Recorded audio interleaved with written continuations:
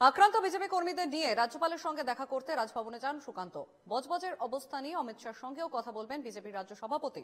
রাজ্যের গণতন্ত্র শেষ করতে উঠে পড়ে লেগেছে জেহাদিরা। মমতা বন্দ্যোপাধ্যায় জায়গাটাকে পাকিস্তান বানিয়ে ছেড়েছে, বজবজ থেকে এমনই দাবি করলেন সুকান্ত মজুমদার।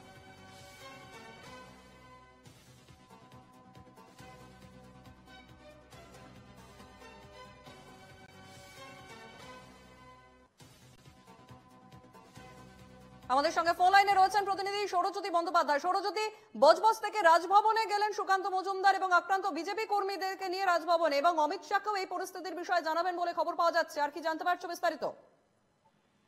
দেখো, সুকান্ত মজুমদার তিনি বেশ কিছুক্ষণ আগে রাজভবনে এসেছেন। ডায়মন্ড হারবার সাংগঠনিক জেলায় যাদের তিনি সঙ্গে সাক্ষাৎ করতে গিয়েছিলেন সেই সমস্ত কর্মীরাও এসেছেন তার সঙ্গে। তুমি জানো যে ইতিমধ্যেই বিজেপি রাজ্য সভাপতি জানিয়েছেন যে আজকে তার উপরে যে আক্রমণের ঘটনা ঘটেছে, পরিকল্পিত আক্রমণ, সেই বিষয় নিয়ে তিনি স্বরাষ্ট্র মন্ত্রকে পুরো বিষয়টি জানাবেন। তার পাশাপাশি রাজ্যের যিনি সাংবিধানিক প্রধান অর্থাৎ রাজ্যপাল সিভি আনন্দ বোস, তার সঙ্গেও কিন্তু এই বিষয় নিয়ে তিনি দীর্ঘ আলোচনা করবেন এবং যারা আক্রান্ত হয়েছেন তাদেরকেও সঙ্গে তিনি নিয়ে এসেছেন তাদের সার্বিক পরিস্থিতি সম্পর্কে অবহিত করতে। কিছুক্ষণ আগে তিনি প্রবেশ করেছেন, রাজ্যপাল ছিলেন না, তিনি এসে পৌঁছেছেন রাজভবনে এবং এই মুহূর্তে তার সঙ্গে সাক্ষাতের পর তিনি বাইরে আসবেন এবং সম্পূর্ণ বিষয় নিয়ে কিন্তু তিনি সংবাদ মাধ্যমের মুখোমুখি হবেন। বেশ, ধন্যবাদ সৌরজ্যোতি।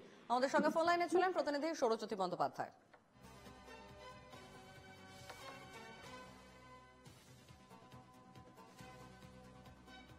বজবজ থেকে রাজভবনে সুকান্ত মজুমদার। আক্রান্ত বিজেপি কর্মীদের নিয়ে রাজভবনে আসেন সুকান্ত মজুমদার। অমিত শাহকে পরিস্থিতি জানাবেন সুকান্ত এবং গণতন্ত্র শেষ করতে উঠে পড়ে লেগেছে জেহাদিরা, মন্তব্য সুকান্ত মজুমদারের।